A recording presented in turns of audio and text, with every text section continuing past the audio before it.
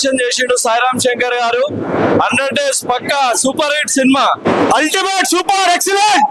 చాలా చాలా ఎంజాయ్ చేసాము, చూడాల్సిన movie. Really love it, nice. Shankar అన్న చాలా బాగుంది, చాలా థ్యాంక్స్. ఇప్పుడున్న జనరేషన్ లో అయితే ఇది మంచి మెసేజ్. అంటే ఎనర్జీ ఏ మాత్రం తగ్గలేదు, ఫస్ట్ నుండి ఇదే మంచి ఫాలో అయ్యింది. బాగుందండి.